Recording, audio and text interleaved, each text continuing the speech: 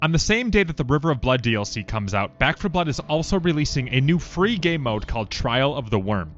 And today we're going to dive into that and show you around. So once you load into Trial of the Worm, you of course select your character and then your deck. And once you lock in your character and your deck, you run into one of the first pillars of Trial of the Worm, which is the corruption modifiers. Well, now you might be wondering, corruption modifiers, well, what am I modifying here? If you look at the bottom left-hand corner of the screen, it says Show Modifiers. Let's select that. And you'll see that Trial of the Worm actually starts off at Recruit difficulty.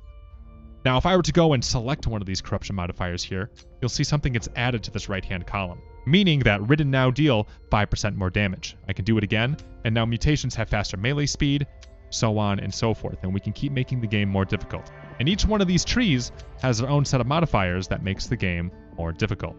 Now, don't worry, if you go ahead and get a little ambitious and you're like, I just want to crank it up, well, you might have second thoughts after you're like, oh god, I don't know if I'm quite ready for all this.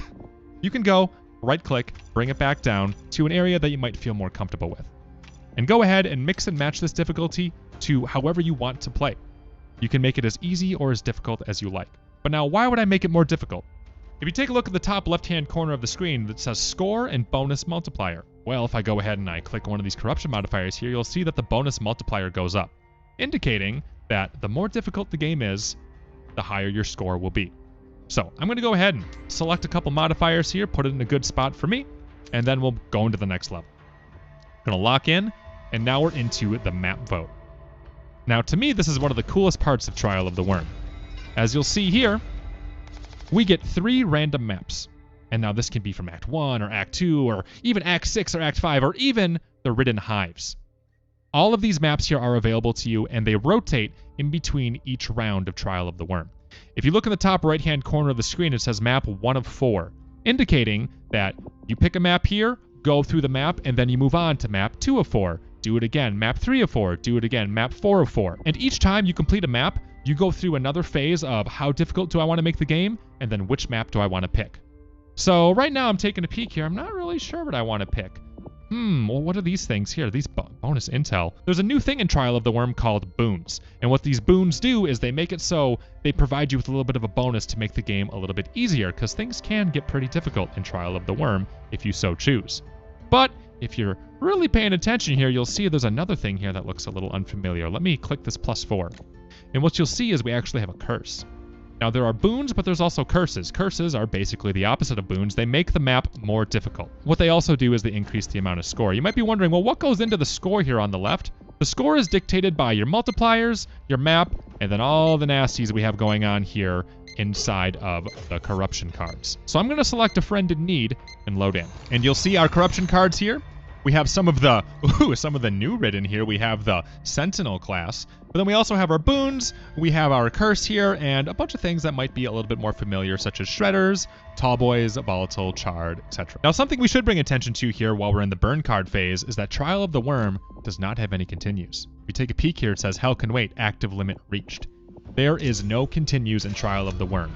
If your team dies, that's it, and you have to start a new run and compete for a new high score. And if we go into the menu here, you'll also see Trial of the Worm 0 continues. And now while we're in this screen, one thing that you might be thinking is, oh gosh, I don't remember all these things we just selected. How do I go back to look at them?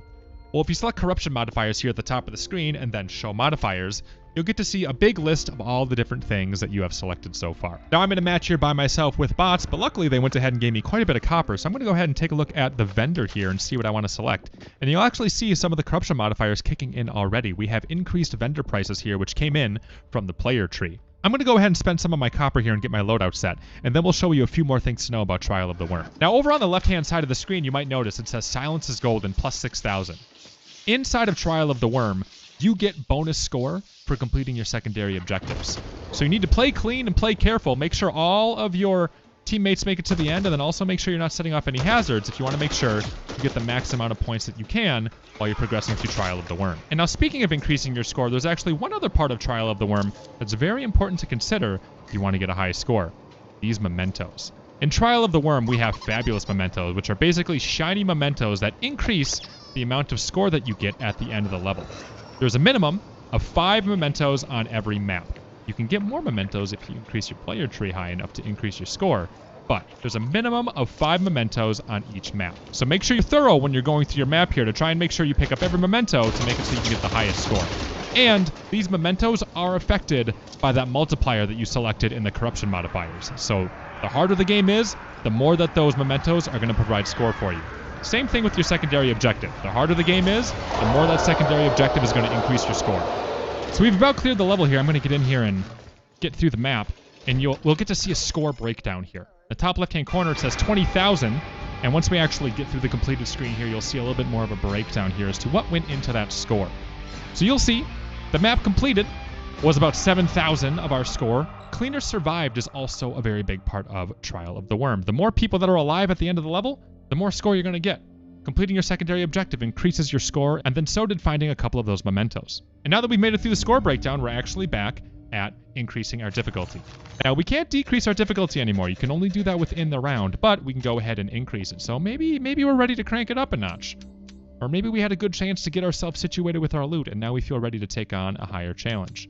And we can go ahead and do that, increase our multipliers here. And you'll see when we lock in that the scores that we have on our maps are actually going to look quite a bit higher, because we went ahead and increased the difficulty of the game by a pretty significant degree there. And you go through this whole process until you've completed 4 maps. Now for my second map, I selected Caustic Cesspool, which is a ridden hive. Some things to know about the hives in Trial of the Worm. You're not going to find a hive just sitting on a map that you can enter in the middle of a map. The only way you get into a hive is if you select it during map select.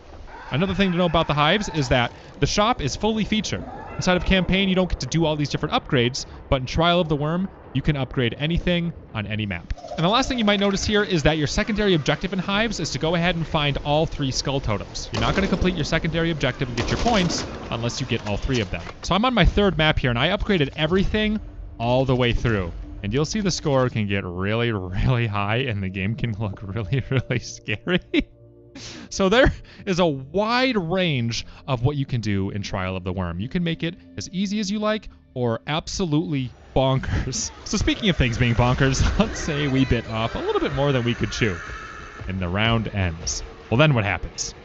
So since there's no continues in Trial of the Worm, we reach our final score, and we see how we did. So I'm going to go ahead and press skip here and bring us into our score, and you'll see that in this instance of Trial of the Worm, I had about 250,000 for my score here. I press continue, and we have a leaderboard section here as well. It's actually my career high score right now. So I can go over to leaderboards here and take a peek. In the regional area here, we can see a list of all the different high scores that people have accumulated so far. Now, all these high scores here are from people testing the game. This is going to be very different when the full thing comes out on December 6th. And perhaps you'll find yourself at the top of one of these leaderboards. And once you get out of Trial of the Worm, in case you didn't already notice, there's actually a new tent over here, which is completely dedicated to the leaderboard. So we'll go ahead and check the leaderboard here, and we can see all the high scores, including my own personal best at the bottom of the screen. So this was a little bit more about Trial of the Worm here. I hope it helped teach you a few things about the game mode. I hope you understand it a little bit better now, and I hope you enjoy it when it comes out on the 6th of